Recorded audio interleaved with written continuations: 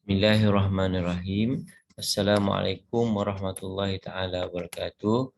Bismillah walhamdulillah wassalatu wassalamu ala Rasulillah wa ala alihi wa sahbihi wa man wala. Subhanakallahumma khairal muallimin. Allamta bil qalamil qurunil ula wa arsalta bit taurati Musa hadiyan wa banal batul fa'allamal injila.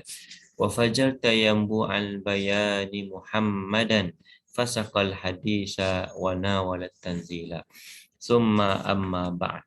Alhamdulillah, syukur kepada Allah Subhanahu Wa Taala kerana dengan limpah kurnianya dapat kita sama-sama lagi pada hari ini. Kita sambung lagi perbicaraan kita dalam fiqh ibadah.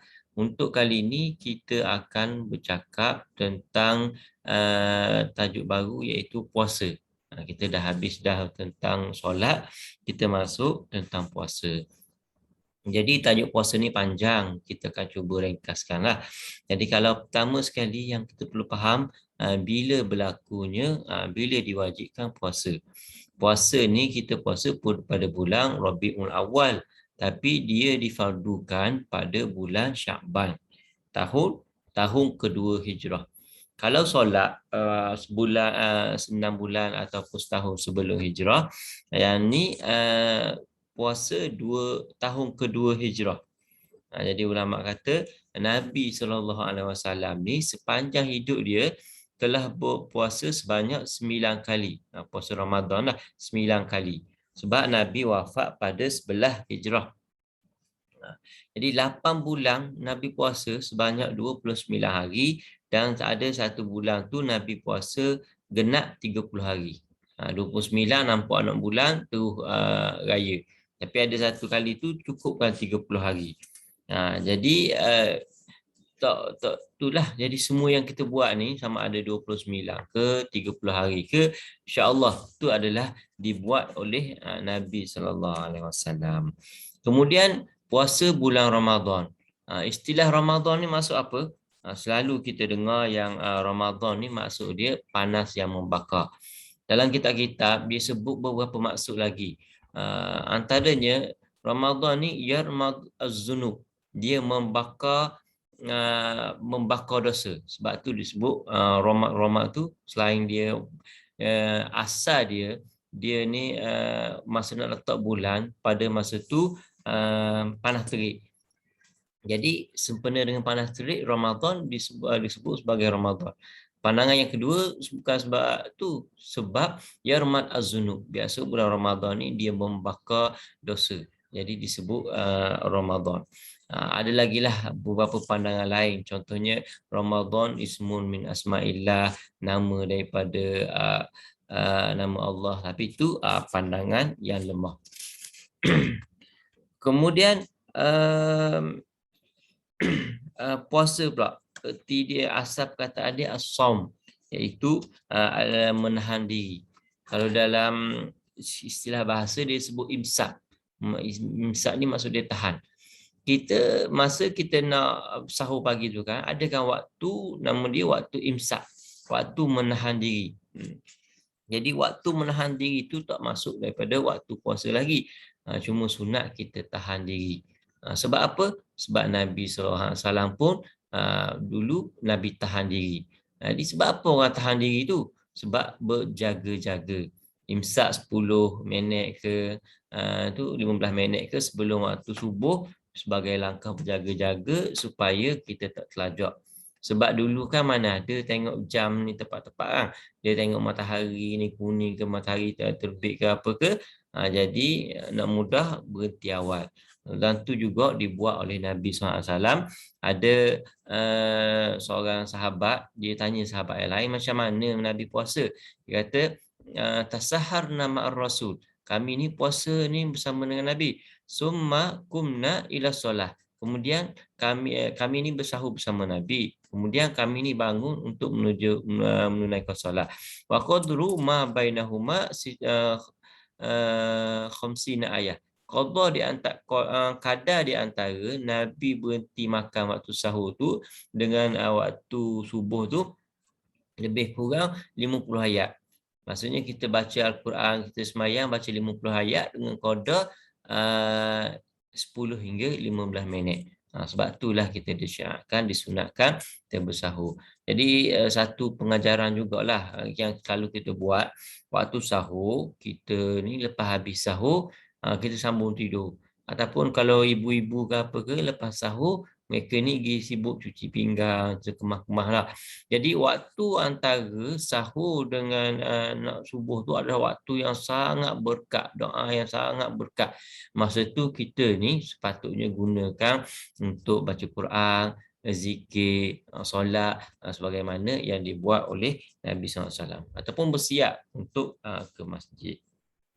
Kemudian hukum.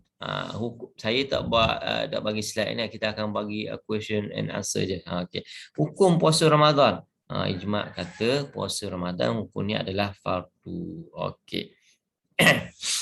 Jadi yang mana satu yang rukun untuk puasa?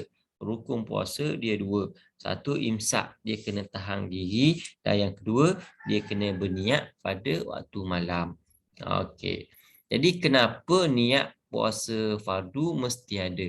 Okay. Kenapa niat kena ada? Sebab untuk membezakan antara tahan lapar saja ataupun dengan puasa untuk bezakan dengan puasa sunat. Jadi kalau orang dia puasa sunat, dia tak niat malam tak ada masalah. Dia niat sebelum zuhur, tu dikira. Kalau puasa yang wajib dalam mazhab Syafi'i kena waktu malam. Walaupun ada pandangan lain kata tak apa tak niat pun. Cuma niat sekali untuk malam pertama pun tu dah cukup. Tu dalam mazhab Maliki. Kita boleh guna tak? Niat malam tu nawaitu sya'uma syahri ramadhana hazi sanati kullihi lillahi ta'ala. Aku puasa sebulan penuh kerana Ta'ala. Kita boleh. Kita taklid mazhab Maliki untuk langkah berjaga-jaga. Macam mana berjaga-jaga tu? Maksudnya kita malam pertama kita baca keseluruhan, malam kedua kita wajib juga wajib kita baca juga khusus untuk malam kedua, malam ketiga tu. Tetapi kalau ditakdirkan kita ni tak sengaja tertinggal, tak ingat, jadi tak apa, yang kita guna mazhab lain yang pertama tu dia boleh backup. Tapi kalau sengaja tak niat tu tak boleh. Tu dalam mazhab kita. Kenapa orang perempuan yang haid tidak boleh puasa? Sebab ta'abbudi. Kalau benda-benda yang tak ada hikmah, yang payah nak fikir ni, jawapan yang mudah dia adalah ta'abbudi. Adalah kerana semata-mata perintah Allah Ta'ala ada. Allah Ta'ala tahulah rahsia di sebalik. Mungkin sekarang ni kita tak tahu, tapi mungkin ada hikmah dari sudut sains ke apa ke, orang buat eksperimen yang akan membuktikan kita adalah. Tapi yang penting sekali ta'abbudi. Orang kata sebab apa semayang kena rokok? Sebab apa semayang kena sujud? Sebab apa wuduk kena basuh muka, tak payah basuh tak payah basuh peha, tak payah basuh lutut? Kata-kata hikmah yang pertama adalah ta'abbudi. Allah Ta'ala suruh buat. Ataupun khuf. Kenapa khuf kita basuh atas khuf, kita tak basuh bawah? Kan kasut kita kalau kotor ke bawah, tapi khuf ni kita nak sapu khuf basuh atas. Jawapannya adalah ta'abbudi. Semata-mata perintah Allah Ta'ala mestilah ada hikmah yang kita tak tahu. Okey, antara perkara lain yang berkait puasa yang awal-awal ni adalah kalau bertembung antara puasa dengan jemputan. Macam mana? Kita puasa sunat. Lepas tu orang pergi jemput pergi majlis kahwin ataupun doa selamat ke, birthday party kawan-kawan ke. Jadi macam mana dia buat? Okey, kita kena ingat afdal ataupun yang terbaik, yang lebih utama, kita ni berbuka dan makan hidangan yang diberikan. Tu. Tapi dengan syarat, kalau kita yakin yang tuan rumah tu dia akan terasa hati kalau kita tak makan. Tapi kalau kita tahu kalau kita tak makan pun, kita khabar kita puasa pun dia tak berasa hati, dia faham je. Jadi meneruskan puasa tu lebih baik. Jadi jangan mudah-mudah lah. Macam ni, kenduri kawan ni, buka. Jadi kita tengok kawan kita tu sama je belajar dengan kita. orang agama juga. Kalau kita khabar dia kita puasa ke apa ke, dia faham je. Janji kita mari pun cukup dah. Tapi kalau setengah orang dia tak faham, oh saya ni masak daripada pagi sampai malam, tiba-tiba tak mau mari makan, berasa hati. Jadi lebih baik kita ni berbuka sebab kita nak jaga persaudaraan. Itu adalah wajib. Silaturahim lah. Puasa kita tu adalah sunat. Tapi jika dia ni puasa wajib seperti puasa qada, jadi dia tak boleh membatalkan puasa dia. Okey. Jadi macam mana puasa kalau kita nak ikut mazhab lain selain mazhab Syafi'i? Jadi hukumnya tak boleh, tak sah kita ni ikut mazhab lain sebab kita tak tahu syarat dia, tak tahu rukun dia, tak tahu perkara yang membatalkan puasa dalam mazhab tu. Dia berbeza. Cara pendalilan dia berbeza. Jadi kita nak guna mazhab Hanafi sikit, mazhab ni sikit, yang jadi tak boleh. Melainkan yang ulama kita anjur dah untuk langkah berjaga-jaga. Contohnya macam kita sebut tadi, niat puasa yang sekaligus tu. Okay. Kanak-kanak umur dia 10 tahun ke apa ke, dia tak boleh berpuasa. Boleh tak? Dalam mazhab Syafi'i, mazhab Hambali, tak, jika kanak-kanak yang umur dia dalam 10 tahun itu tak puasa, maka mak ayah dia boleh hukum dia dengan cara-cara yang macam rotang ke apa ke. Kalau dia puasa, dia akan dapat pahala puasanya tu. Maksudnya mak ayah lah. Mak ayah dia suruh anak dia. Tiba-tiba anak dia tak puasa. Maksudnya mak ayah dapat ganjaran pahala. Jadi tak diwajibkan untuk suruh, tapi kena galakkan. Okey. Masuk tentang syarat wajib puasa.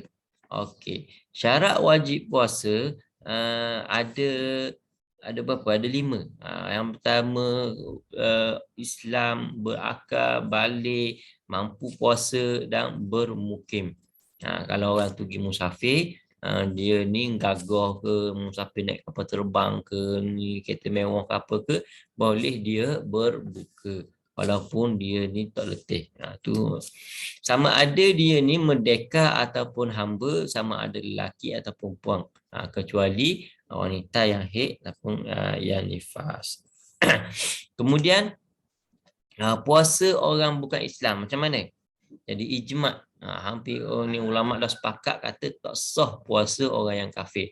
Kalau orang Cina, India nak belajar puasa kita boleh, cuma nak belajar, nak rasa pengalaman je lah. Cuma dia tak dapat pahala. Itulah dalam Al-Quran ayat tentang puasa, kutiba alaikumusiyam ya ayyuhallazina amanu depan, wahai orang yang beriman. Sebab orang yang beriman saja diperintahkan. Orang tak beriman, dia akan dihukum tak dengan hukuman dia atas akhirat kelak, dia ni tak berpuasa. Kena. Tak puasa, tak solat, tak tutup aurat, semua dia akan dihukum dia akhirat. Walaupun dia tak diperintahkan sebab dia bukan kafir, tetap dia kena dia tak disuruh untuk puasa sebab dia dosa kafir dia tu lebih besar lagi kan. Tapi dia tetap dihukum dengan benda-benda yang kecil. Sama juga orang bukan Islam. Dia buat kebajikan. Dia buat kebajikan tak dikira dalam Islam. Tapi bila dia masuk Islam, ulama ada 2 pandangan. Satu kata dia tak dikira pandangan amalan yang dia buat, kebajikan yang dia buat masa atas dunia. Dia suka tolong orang, derma orang semua ke, tak dikira. Tapi ada satu lagi pandangan dan diguna juga di Malaysia kita ni dalam mazhab Syafi'i kita, dia dikira amalan, bukan mazhab Syafi'i, dalam mazhab akidah Ahlussunnah wal Jamaah. Dikira amalan-amalan tu topak balik sekaligus masa dia dah masuk Islam. Okey. Macam mana keadaan orang yang balik, yang sembuh daripada sakit, yang dah bermukim, dia asal musafir, tiba-tiba masa sedang puasa tu dia sampai ke tempat dia tu. Orang yang balik, orang yang sembuh penyakit, orang yang bermukim, asal lagi jalan jauh, orang sampai. Macam mana keadaan puasa? Okey.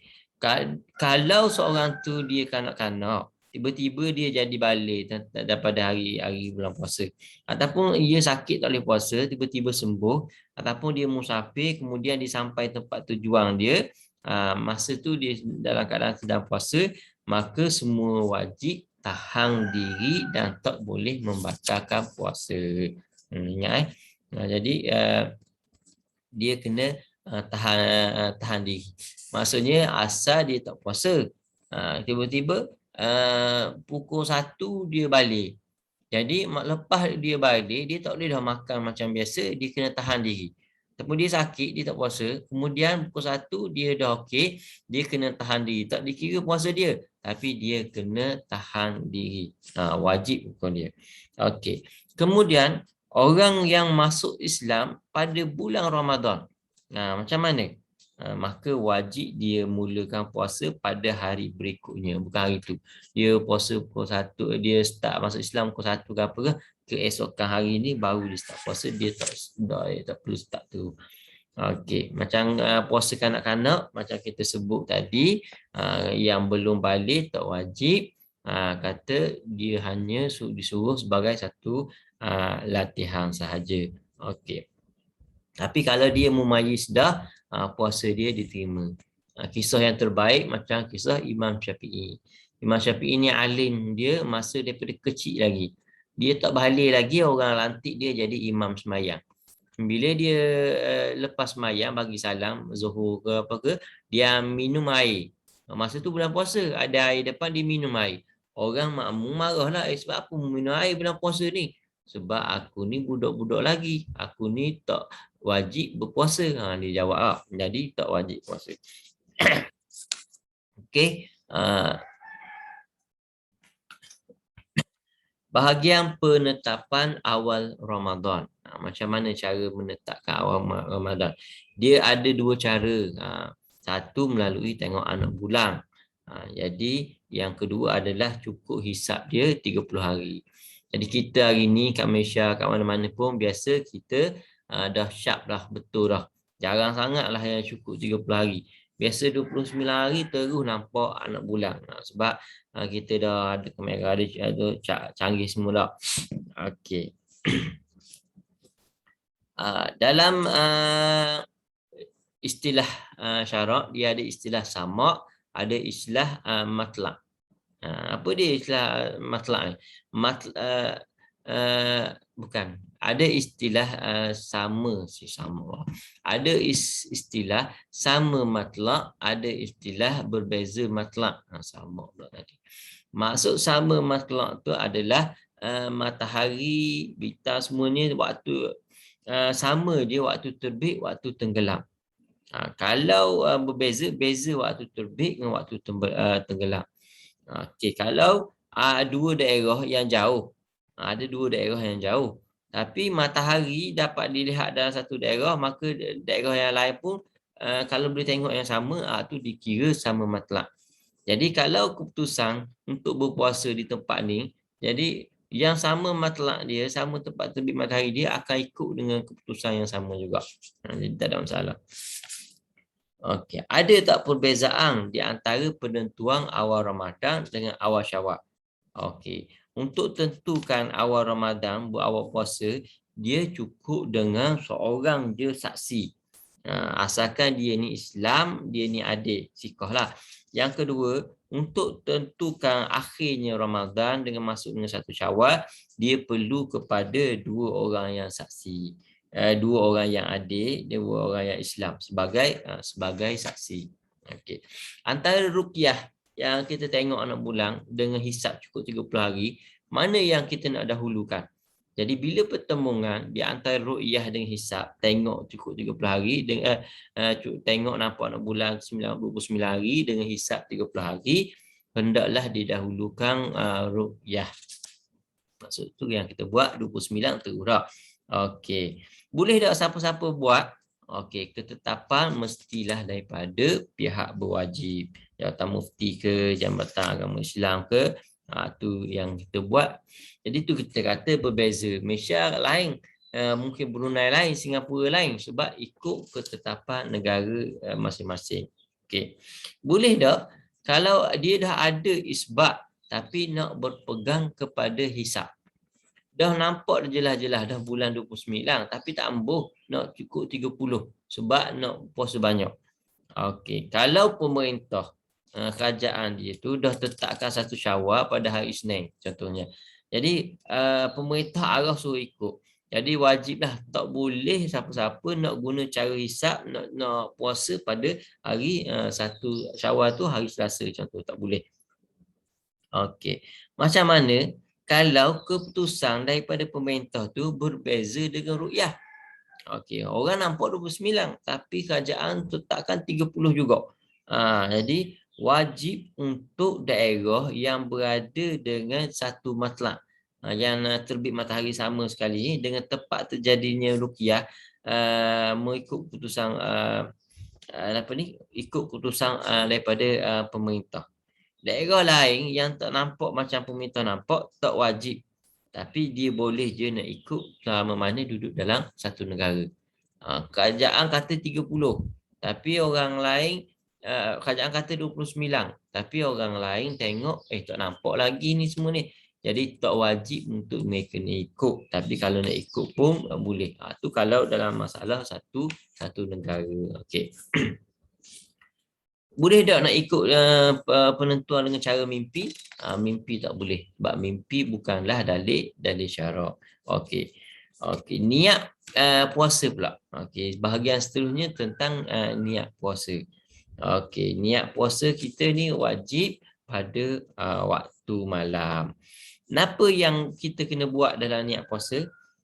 Kalau puasa tu puasa wajib, macam puasa Ramadan, puasa nazar, puasa kafarah, wajib kita takyinkan jenis niat. Kena sebut niat tu niat macam mana. Kalau puasa sunat, ada yang waktu seperti hari Isnin, Khamis, Ashura, puasa enam, tak wajib takyin. Tapi disyaratkan takyin supaya mendapat pahala yang sempurna. Kena sebutlah puasa tu puasa apa tak, kena detail. Kalau puasa sunat mutlak yang tak ada waktu, tak ada sebab, tak wajib takyin. Saja aku puasa esok hari kan Allah Ta'ala, gitu je. Umum pun tu boleh. Okey, niat 1 bulan penuh tadi kita detail. Saya ni guna buku daripada Ustaz Muhadir, himpunan soal jawab penting puasa dalam mazhab Syafi'i. Okey. Niat 1 bulan penuh macam kita tadi tu, kita nak ikut Imam Malik, puasa Ramadan penuh sebulan boleh sebagai langkah ikhtiar, tapi wajib wajib kita puasa juga, niat juga hari keesokan sampailah 30 hari. Okey. Macam mana kalau dia yang hari yang pertama dia tak niat 30 hari. Kemudian hari yang seterusnya dia lupa niat pada waktu malam. Jadi kita ni pegang tak sah puasa dia. Puasa dia tak sah. Tapi walaupun puasa dia tak sah, dia kena puasa macam orang biasa. Dia kena tahan diri, makan, minum, tak boleh macam orang puasa. Tapi dia wajib ganti selepas Ramadan. Jangan ambil mudah lah. Dia tak puasa, tak ambil pandangan Imam Malik pertama. Kemudian hari pertama kedua je puasa. Orang lain semua pakai tak niat belaka. Jadi dia solat puasa dia adalah tidak sah. Okey. Walau bagaimanapun, jika dia berniat pada waktu paginya dengan mengikut mazhab Hanafi, puasanya sah kerana dalam mazhab Hanafi boleh berniat sebelum waktu zuhur. Dalam mazhab Hanafi, niat bukan sunat saja, wajib pun boleh sebelum waktu zuhur. Tapi itu ikut mazhab Hanafi. Jadi nak ikut mazhab Hanafi kena belajarlah kaedah rukun, syarat puasa dalam perkara yang membatalkan puasa dalam mazhab Hanafi. Waktu malam nak niat tu waktu mana? Selepas daripada maghrib sampailah terbit fajar subuh. Okey. Kemudian boleh tak kita ni niat puasa masa solat? Kadang-kadang kita solat ni banyak yang mari lintasan lah. Jadi sah niat puasa yang diniatkan ketika sedang solat pun boleh. Okay. Niat membatalkan puasa, batal tak puasa tu? Tengok kalau semayang, niat kita membatalkan semayang, jadi secara automatik semayang kita ni terbatal. Kalau siapa-siapa dia niat untuk batalkan puasa, masa dia tengah puasa, maka niat tu tidak membatalkan puasa. Kecuali dia buat betul perkara yang membatalkan puasa dia. Contoh dia nak ambil tangan, dia masuk dalam hidung. Batal tak puasa? tak batal. Sebab masuk dari hidung ni dia tak sampai ke rongga dalam lah, rongga luar ni lah. Kalau dia masuk tangan dalam hidung, betul-betul cocok sapalah ke belakang ni, tubik ke telinga ke apa ke, guna alat ke apa, itulah barulah dikira terbatal. Tapi kalau sekadar niat tidak. Dia apa lagi yang boleh batal dengan sekadar niat? Niat batal puasa, niat batal iktikaf, niat batal haji, niat batal umrah. Tu semua tak terbatal dengan sekadar niat.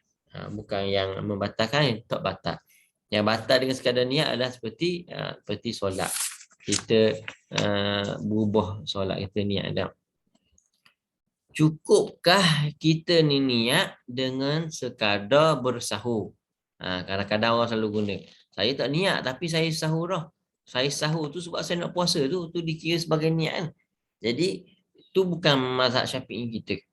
Dalam pendapat yang muktamad lah yang diterima, yang diguna pakai dalam mazhab Syafi'i kita sekarang, tidak cukup, maksudnya tidak sah jika hanya bersahur sekadar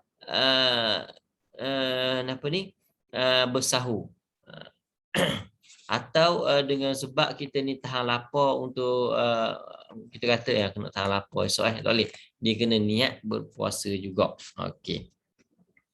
Macam mana orang yang ragu-ragu tentang niat? Okey. Jika was-was ataupun ragu-ragu tu ketika selepas berbuka puasa. Ingat selepas berpuasa mari datang ragu niat dia confuse sama ada dia sudah niat atau belum, maka puasa dia tu sah. Dengan syarat selepas buka puasa. Kalau sebelum maghrib dia sudah teringat, dia teringat yang dia ni sudah berniat pada malam tu, maka puasanya sah.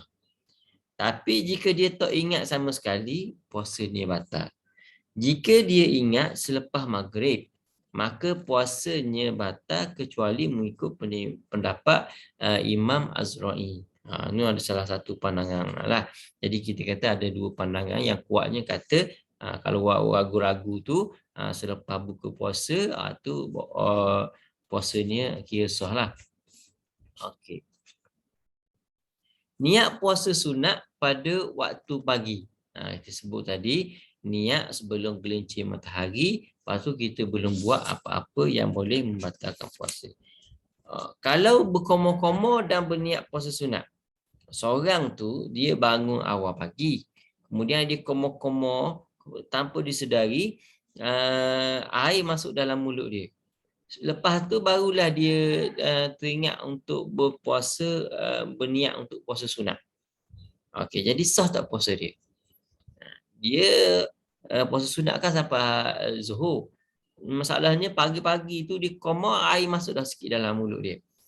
Dalam keadaan begini, sah puasanya mengikut pandangan yang lebih asah yang kuat. Sebab dia syarat dia masa dia kumur tu dia kumur sederhana. Kalau dia berkumur dengan berkumur yang kuat yang kebiasaannya akan menyebabkan tertelan air, atau tak boleh. Okey. Jadi secara umumnya kita kata beza puasa sunat dengan puasa wajib dalam bab niat ada 3. Puasa wajib niat malam, puasa sunat niat sebelum zuhur. Puasa wajib dia kena takyin, sebut puasa Ramadan, puasa nazar, puasa subuh. Kalau puasa sunat sebut sekadar saja aku puasa sunat tu dah cukup. Kemudian puasa wajib tak boleh gabung 2 puasa wajib dalam satu hari.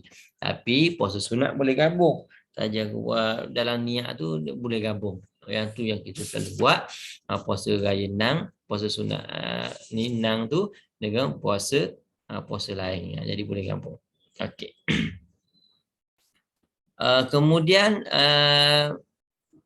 kita tengok pula waktu bahagian orang berbuka pula. Macam mana keadaan dia? Waktu berhenti sahur atau berbuka puasa kena ikut negeri tempat seseorang tu berada. Bukan yang awal tu. Mungkin daripada awal tu dia duduk tempat lain. Kemudian dia naik kapal terbang, dia kena ikut keadaan tempat yang dia berhenti tu, bukan yang awal dia start. Okey. Jadi seorang yang berpuasa dia kena ikut waktu berhenti sahur dan berbuka puasa mengikut negeri atau tempat dia berada. Walaupun dia masa dia bersahur tadi dia berbeza dah tempat dengan dia berbuka. Samalah juga dengan hari raya. Okey.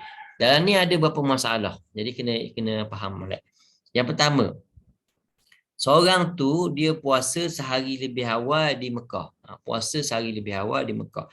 Ketika dia balik ke Malaysia, penduduk di Malaysia dah bersambut hari raya 1 Syawal.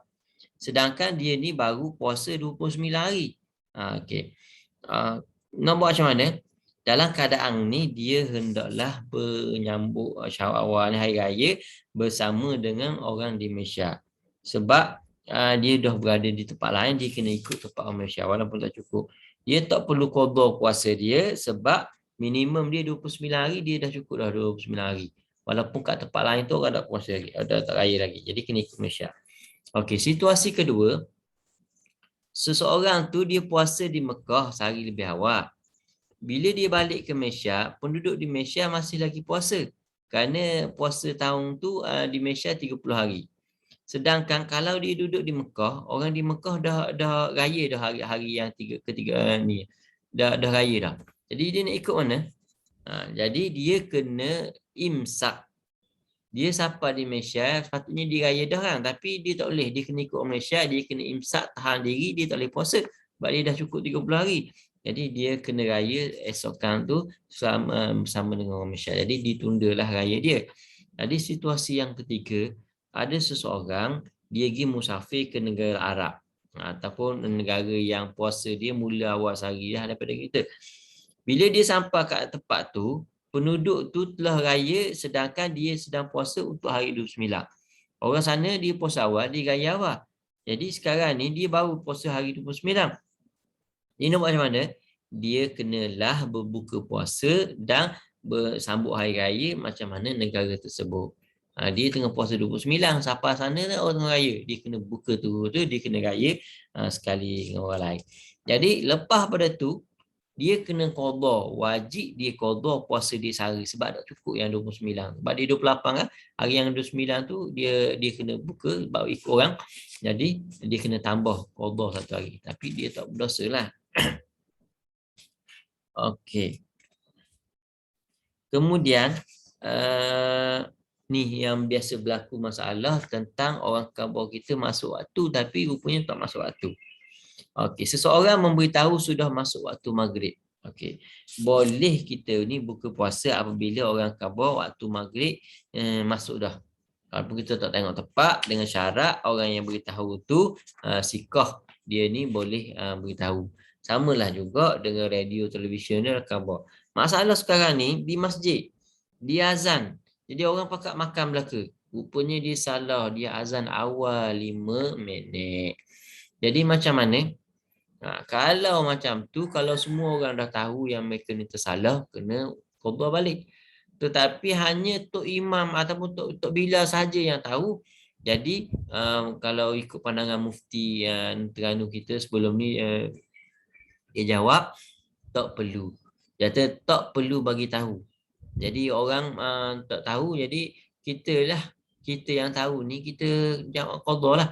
Tapi kita tak perlu, tak wajib kita khabar kepada semua pengumuman puasa tadi batal belaka, tolong puasa semula belaka sebab saya salah, tu tak perlu beritahu. Cuma kita lah yang silap kita kat tu. Okey. Masuk tentang keadaan yang membolehkan berbuka puasa. Ni saya rekod ni sampai 45 minit. Kalau habis recording ni saya guna Zoom. Kalau habis dia habislah. Jadi nanti awak boleh tanya dan soal jawab pula lah bagi yang tak sempat semua. Okey. Keadaan yang membolehkan buka puasa kita sebut tadi 3. 1 sakit, 2 musafir, yang ketiga orang yang terlalu tua. Okey. Kalau orang yang sakit dan orang yang musafir ni dia bolehlah untuk tak puasa tapi wajib qada pada hari lain. Kalau terlalu tua tu memang tak ada harapan sembuh, memang tak qada lah. Okey. Okey, kalau terlalu tua dan sakit yang kuat sangat, okey, tak wajib puasa tapi dia wajib mengganti puasa dia tu dengan membayar fidyah.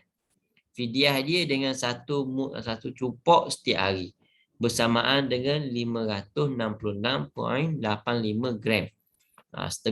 Setengah kilo beras sehari dia kena bayar. Beras kilo berapa contohnya? Kalau kita kata beras kilo RM5, atau RM2.5 sehari, dia kena bayar. Jika bayar fidyah pun dia tak ada duit, miskin, tak kerja dah, lama dah sakit berpuluh-puluh tahun, jadi dia boleh guna pandangan yang kata tak wajib pun dia bayar fidyah. Jadi ni dalam kitab-kitab fiqh disebut tak wajib dia bayar fidyah kalau memang dia tak ada duit. Tapi menurut Imam Ramli ataupun Imam Syarbini, yang pandangan yang kita peganglah, fidyah dia ni tetap wajib dibayar walaupun miskin setara mana pun, dan fidyah yang belum terbayar tu akan jadi hutang. Kalau dia ni meninggal dunia, dia ni meninggal sebelum bayar fidyah, harta peninggalannya selepas tu boleh bayar. Sebab kita di Malaysia ke mana-mana pun, kebanyakan orang ni tak ada duit. Dia tua, orang tua dia. Kemudian lepas dia mati, harta saka dia, rumah dia, tanah dia beratus ribu. Jadi duit tu sepatutnya bayarlah untuk bayar fidyah ayah dia dulu semula. Barulah tunaikan benda lain. Sebab dia dikira hutang kan. Yang hutang kena tunaikan dulu. Fahakullah, hak Allah ni lebih utama untuk diselesaikan daripada hak-hak yang lain. Nak bagi anak-anak ke apa ke, settle dulu hutang fidyah mak ayah. Dia kena catat lah, kena catat. Anak-anak kalau mak ayah sakit ke tak puasa, kena catat berapa hari, lagi ada duit, tersaka ada, bayar tu. Okey. Jadi berdosa tak? Mereka ni tak mampu, tak berdosalah. La yukallifullahu nafsan illa wus'aha. Allah tak perintahkan apa yang mereka ni mampu. Okey. Macam mana orang yang paksa diri puasa walau tahu dia tak larat ni? Orang yang tak mampu berpuasa, dibolehkan untuk tak berpuasa. Kalau dia paksa diri untuk puasa juga menyebabkan mudarat, puasa dia sah tapi dia berdosa. Jadi nak puasa pula jadi haram. Puasa pula jadi tu sebab mudaratkan diri. Tapi puasa dia tetap sah sebab cukup dia punya syarat. Okey, bab bekerja berat pula. Kalau orang tu dia kerja berat, yang mana kalau dia puasa dia tak boleh laksanakan tugasan dia. Dia ni boleh berbuka. Boleh berbuka. Jadi macam mana keadaan dia? Kadar masyakkah yang membolehkan berbuka ialah ketika tubuh dia berasa sakit ataupun dia boleh menderita, boleh menyebabkan bahaya mudarat yang lebih berat. Orang yang kerja berat pada waktu siang bulan Ramadan, dia hendaklah niat, ni syarat dia ni. Dia kerja berat tapi malam tu dia kena niat macam biasa. Lepas tu dia kena puasa dulu pagi tu macam biasa. Ketika dia kerja, biasa apa tahap air, rasa dorok sangat dah, memang kena minum air sangat dah. Jadi masa itulah boleh diberi rukhsah untuk dia ni berbuka. Dia tak boleh berhenti puasa sebelum mula bekerja. Macam contohnya orang yang kerja berat buat bangunan ke apa ke, dia tengah hari memang dia kena minum air sebab dia duduk tengah panas. Jadi dia ni kena qada puasa dia luar daripada Ramadan, tapi ada syarat macam yang sebut tadi lah. Kena puasa macam biasa, dia kena niat macam biasa semua ni. Biar lapar tu barulah dia makan. Itu kena ganti balik. Okay. Pemandu bah pula. Pemandu bah macam mana puasa dia? Orang yang bekerja sebagai pemandu bah, memang tu je satu-satu pendapatan dia, tak boleh cari kerja lain dah. Dia tak boleh terus tidak berpuasa kecuali sudah sampai keadaan yang jika dia teruskan puasa, ia boleh memberikan mudarat pada tubuh dia. Okey. Tapi itu bah learning lain lah. Bah learning bah awal dingin semua tak ada masalah. Jadi boleh itu. Di masalahnya orang yang tak boleh sepanjang tahun tu, dia tak boleh nak berpuasa terus. Jadi kita kata tak boleh lah buat gitu dah. Jadi dia kena teruskan puasa juga. Kalau tidak, tak ada lah. Kalau sepanjang tahun dia bawa bas, dia sepanjang tahun dia kerja berat, jadi tak ada peluang untuk dia ni qada. Jadi satu masalah bagi petani ataupun orang kerja kelapa sawit ke apa ke, ada hari-hari yang dia kena ambil. Kalau tidak hasil dia akan rosak. Tapi nak ambil tu kena perlu tenaga. Jadi kita boleh puasa. Kalau petani yang menuai padi pada bulan Ramadan, ada syarat-syarat dia. Yang pertama, hasil tuaian tu memang tak boleh nak tunda sampai bulan Syawal. Kalau tunggu bulan Syawal, habis luruh padi, habis makan ke binatang. Jadi kena bulan Ramadan juga. Yang kedua, tak boleh dilakukan pada waktu malam. Kalau kata kawasan tu cerah, boleh pasang lampu spotlight tu boleh buat tak? Dia buat malam. Kalau rasa memang malam tak boleh, siang je boleh. Ataupun dia ni terlalu penat kalau dia puasa. Memang susah sungguhlah waktu tengah hari penat. Keempat syarat dia, hendaklah dia berniat lebih dahulu pada waktu malam dan awal pagi dia puasa macam biasa.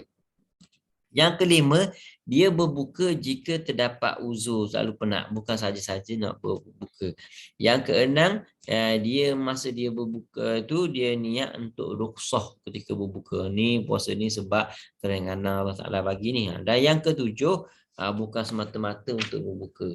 Saja je, sebelum ni tak pernah pergi tuai padi semua buat kerja dah. Tahu bulan puasa ikut orang pergi menuai padi sebab nak ambil syarat, nak ambil rukhsah berbuka. Tu tak boleh. Okey. Kerja lain samalah, ambil sawit ke, ambil kurma ke apa ke, benda kerja yang berat. Jadi musafir pula. Bagi orang yang musafir, ijma' kata boleh berbuka puasa. Cuma mana lebih baik? Buka atau teruskan puasa ketika musafir? Yang lebih afdal, tengok keadaan orang yang musafir. Kalau dia terus berpuasa, tak mudarat, afdal dia puasa. Jadi kita naik kereta, naik kapal terbang, apa ke, afdal kita ni puasa. Tapi kalau kita puasa, kita boleh menyebabkan mudarat, afdal kita ni berbuka. Okey. Musafir selepas subuh. Biasa orang keluar sebelum subuh ataupun selepas subuh ni lain kan. Jadi ini adalah perkara yang khilaf. Tak boleh berbuka puasa ketika musafir selepas subuh. Tu mengikut pandangan ataupun kaul mazhab. Tapi dibolehkan mengikut pandangan yang lebih lemah. Jadi pandangan yang kuat yang kita pakai adalah kalau keluar selepas daripada subuh tak boleh dia nak buka. Tapi kalau dia keluar sebelum daripada subuh boleh dia berbuka. Jadi boleh guna belaka lah. Tapi yang terbaik kita ambil pandangan yang kaum mazhab ni lah yang kata musafir selepas subuh tu dikira tak boleh buka puasa lah. Macam mana pula orang yang musafir semata-mata untuk mendapatkan rukhsah? Tadi tak boleh bermusafir mata-mata untuk dapatkan rukhsah berbuka. Dia berbuka ketika sampai di rumah setelah musafir. Dia memang musafir. Kemudian dia sapa dah ke rumah dia.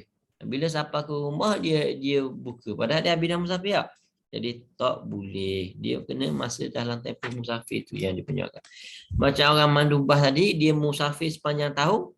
Dan orang yang bermusafir sepanjang tahun tak boleh dia ni berbuka. Dia mesti berpuasa kecuali dia sudah tetapkan hari-hari dalam setahun yang digunakan untuk dia qada. Maksudnya kalau dia puasa sepanjang musafir sepanjang tahun, tapi dia dah letakkan ada 30 hari yang dia ni rehat ke apa ke, dia boleh qada. Itu boleh. Kalau dia memang musafir 30 hari, memang tak boleh. Kalau dia buka juga, dia tak akan ada waktu untuk dia qada. Musafir pula ni, kadang-kadang kita ni bukan semuanya untuk tujuan baik tak. Ada untuk tujuan maksiat. Boleh tak? Dia tak boleh berbuka kalau musafir tujuan maksiat. Kalau orang musafir nak pergi tengok bola perlawanan akhir contohnya. Jadi benda tu maksiat tak? Jadi hukum dia masih lagi harus. Jadi tak? Bahkan ada mufti, contohnya mufti di Mesir, Syekh Al-Jum'ah. Dia sebut antara kerja berat yang dibolehkan kita ni berbuka puasa adalah pemain bola sepak yang dibayar gaji dia untuk bermain. Kemudian dia ni latihan permainan dia tu berlangsung pada waktu siang. Kalau dia tak minum air, dia akan menjejaskan kerja dia. Ataupun dia tak makannya, jadi dia boleh berbuka. Jadi banyakkan pemain dia tak buat gitu, dia puasa je. Tapi ada pandangan ulama yang kata boleh dia dikira ni sebagai kerja berat. Tapi pandangan ni memang sensitif lah. Orang dengar dah ramai pakai seluar pendek main tak tutup aurat ni dikira macam mana? Kita ni Seluar pendek tu kira untuk aurat lah. Tempat dia ada perbahasan lain tentang aurat dia. Macam kita sebut tu adalah kalau seluar pendek itu aurat dia macam mana, macam dia boleh semayang, boleh buat sujud apa ni, sujud syukur kedoaan. Jadi ada pandangan yang kata sampai kalau nak buka puasa main bola pun dibolehkan. Tapi kita tak gunalah kat tempat kita setakat ni. Okey. Dia musafir tapi jarak musafir dia tu tak sampai pun 2 marhalah tu. Jadi tak boleh dia buka puasa. Tak sampai 85 90 km tak boleh. Okey, perkara yang sunat. Perkara yang sunat dalam puasa yang pertama adalah sahur. Sahur ni sunat kita mengakhirkan sahur. Jadi boleh teruskan makan sahur walaupun sudah masuk waktu imsak yang kita kata lah tu yang berjaga-jaga tadi. Tak masalah. Okey. Makan sahur yang sunat tu bermula bila? Start mula dia. Bermula pada tengah malam. Selepas daripada tu dah dia ada 2/3 kan. Dia ada malam tu ada 3. 1/3, 2/3, 3/3 lah. Selepas daripada 1/3 tu dah dikira sahur dah. Jadi kalau malam tu ada berapa jam? Start pada pukul 7 sampai 7 pagi ada 12 jam. 12 bahagi 3, 4. Jadi 7 tambah 4 berapa? 8, 9, 10, pukul 11. Lepas pada pukul 11 tu dah dikira sebagai sahur. Okey. Afdalnya adalah 1/3 malam yang terakhir. Maksudnya 8 lah. Lepas 8 jam daripada pukul 7 tu. 7, 8, 9, 10, 11, 12, 13, 14, berapa? 14. Jadi pukul 2 tu barulah yang afdal. Okay, masuk fajar ketika sahur. Maksudnya macam mana? Kalau ada makanan dalam mulut, boleh telan tak? Ada orang kata kalau makanan duduk dalam mulut, habiskan makanan dalam mulut tu. Itu bukan.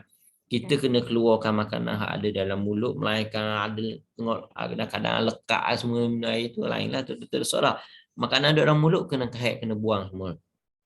Lepas tu ada hadis yang sebut kalau ada makanan dalam mulut kamu dengar azan boleh habiskan makanan.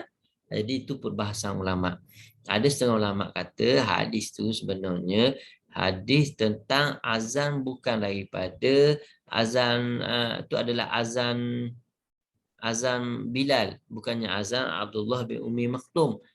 Islam kan ada 2, satu azan daripada Bilal, satu daripada azan Abdullah Umi Maktum. Satu untuk gerakkan subuh, satu untuk waktu sahur ni.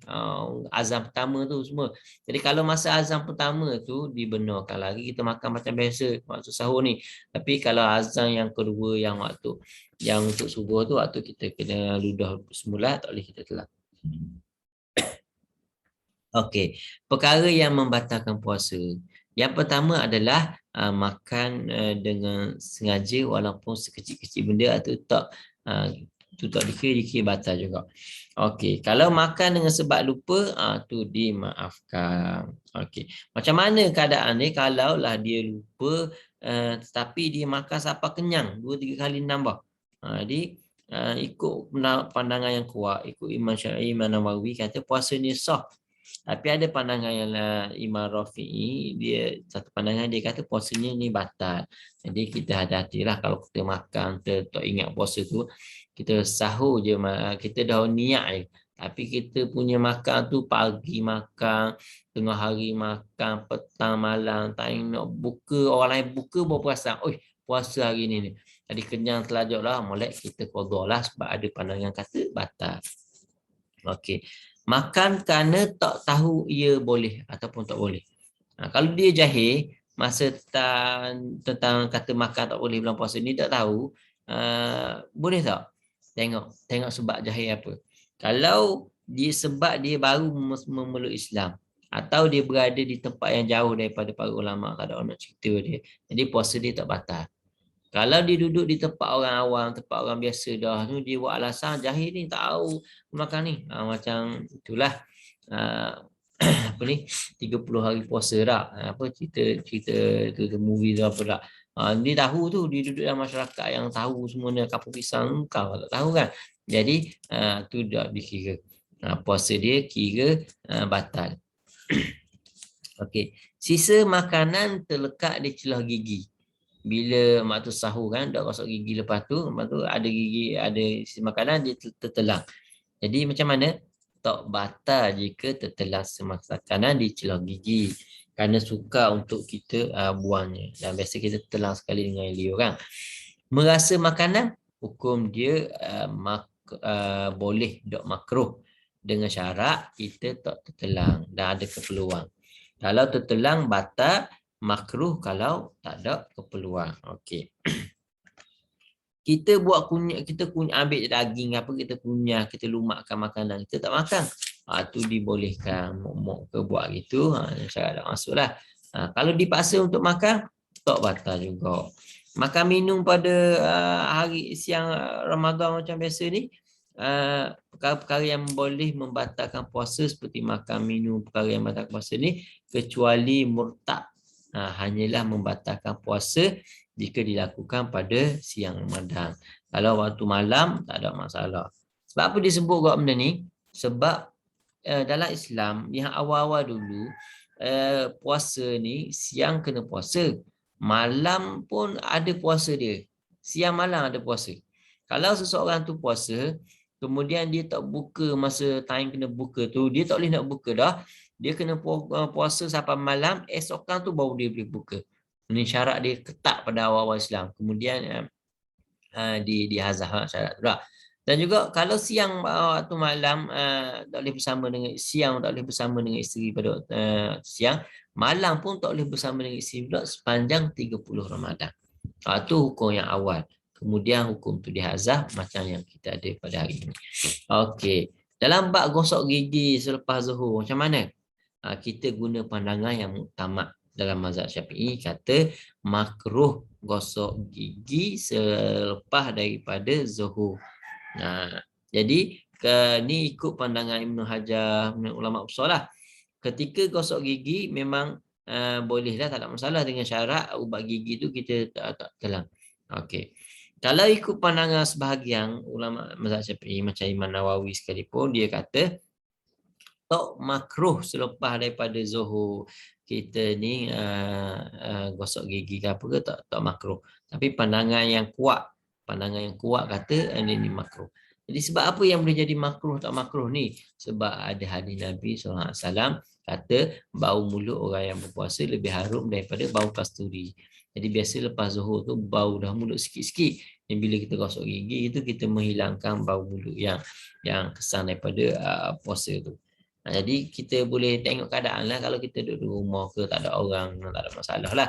Tapi kalau kita duduk di pejabat ke, kita duduk dalam usaha-usaha ada meeting ke apa ke, kalau memang bau mulut tu boleh mengganggu orang lain semuanya, jadi kita tahulah yang ulama kata ada dua pandangan. Jadi kita boleh guna yang mana satu.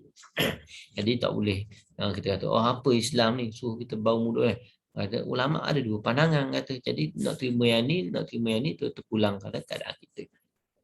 Okey. Macam mana kalau orang tu dia telang air liur dia yang ada terasa lagi kesang daripada ubat gigi, ada bau lagi.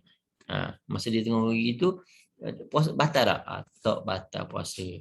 Sama mana air ludah tu memang bukan kata-kata betul-betul ada macam ubat gigi lagi ataupun yang kita telang tak sikit-sikit tu yang tak boleh nak kawal macam mana. Jadi macam mana pula kalau berwuduk berkomor? Macam kita kata madah ni, kalau kita buat secara sederhana, sunat. Kalau kita berkomor lebih-lebihan, biasa 3 kali, waktu paling 6 kali, pamubalarah lah menempeng, itu dikira batal. Okey. Kita air basuhan wuduk.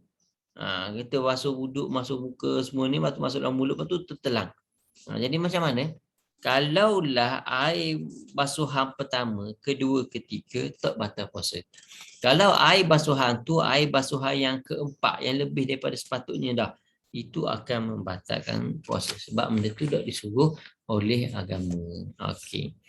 Macam mana keadaan sakit pula? Sakit sahaja tak boleh kalau dia tak mudarat. Okey, kalau yang mudaratkan barulah boleh. Kalau orang ada penyakit buasir, dia keluar. Lepas tu dia masukkan dalam balik. Jadi masuk seolah-olah memasukkan sesuatu ke dalam tubuh kan. Jadi tak batalkan puasa sebab dikira sebagai darurat. Okey. Orang yang ada penyakit HIV, ada AIDS semua ni, dia kena makan ubat setiap 12 jam untuk halang virus dia. Jadi tempoh puasa dia macam mana? Okey, jadi dia boleh tak puasa dan wajib fidyah untuk setiap hari. Memang dia sepanjang hidup dia akan cocok itu semua ni. Dia kalau tak cocok, dia akan mendorak dia. Jadi dia tak wajib dah puasa, tapi dia kena bayar fidyah setiap hari. Okey, itu untuk penyakit-penyakit yang lain sama lah, yang perlukan sokong alat-alat ataupun makanan yang lain. Okey, satu benda yang khilaf, yang berbeza pandangan antara kita ni dalam apa ni, dalam mazhab kita ni adalah dalam bab makanan tu masuk dalam rongga tubuh. Ni khilaf lah, kita ni Jakim pegang mazhab Syafi'i. Tapi contemporary hospital mana-mana pun dia pegang pandangan mazhab ni lah, mazhab moden yang contemporary yang kata boleh. Yang tu yang ada banyak yang akan jadi isu, yang selalu orang petikai. Contohnya guna alat seduk ni, guna alat seduk orang asma ke apa ke. Kalau ikut mazhab Syafi'i, benda tu boleh batal. Tapi kalau ikut mazhab pandangan moden, kata benda tu tak batal. Jadi macam mana? Jadi kita kata benda tu kita kena, kalau tanya saya lebih sukalah untuk guna mazhab Syafi'i. Tapi kalau memang benda tu boleh mendatangkan mudarat ataupun menyusahkan kita, memang 30 hari tiap hari kita guna sedut benda tu, tak apalah, kita guna mazhab pandangan kontemporari yang kata itu tak membatal. Sebab apa jadi perbezaan? Sebab ikut mazhab Syafi'i, apa-apa yang masuk ke dalam tubuh bukan melalui melalui rongga. Kalau cocok lain lah, melalui hidung, mulut ni, telinga semua ni akan membatalkan puasa. Sekalipun bukan tujuan untuk mengenyangkan. Ingat kalau mazhab lain dia syaratkan ada sifat mengenyangkan. Masuk dalam mulut ke hidung ke, masuk dengan syarat benda tu mengenyangkan, barulah dia ni boleh batal. Tapi mazhab Syafi'i tak kira kenyang tak kenyang. Seduk asma, seduk benda tu ke apa ke. Jadi tu pun dah dikira sebagai boleh membatalkan puasa. Okay. Hidung ataupun telinga, kadar mana yang membatalkan puasa? Kalau hidung, batas dia adalah ni, lepas daripada tulang hidung ni sebab dalam. Kita panggil khayshum yang sengau. Tu lepas dalam tu lah. Jadi kalau masuk air dalam hidung, kena hati-hati. Jadi kadang-kadang orang tu macam mana kalau masuk air dalam hidung mesti akan masuk dalam. Kita tak pandai lah kalau ikut Tok Guru kita ajar. Kalau nak masukkan air dalam hidung, nak berwuduk, sebenarnya sebelum masuk air hidung, kita tarik nafas dulu. Tarik nafas dulu, maksudnya ada udara dah dalam, lepas tu kita ambil air masuk dalam hidung. Barulah air kita tu tak masuk dalam otak semua tak. Kadang-kadang orang masuk air hidung, habis lemas. Jadi kita dah ada udara dulu dalam, baru masuk dalam hidung. Dan kita sebut yang terbaik dalam mazhab Syafi'i kita, berkoma dengan hidung buat sekaligus. Ambil air, koma, lepas tu lebih tu di atas. 1, 2, 3. Jadi 3 sekaligus, 3 kali buat. Walaupun amalan dia sikit, lebih besar pahala daripada amalan banyak buat 1, 2, 3, 1, 2, 3. Jadi kita buat sekaligus. Satu pahala dia lebih besar daripada buat satu-satu. Kemudian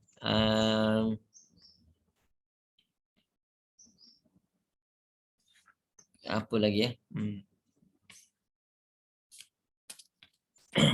Orang yang bersih telinga. Orang yang bersih telinga dengan kotoran. Cara masukkan jari tangan dalam lubang telinga semua ni boleh membatalkan puasa.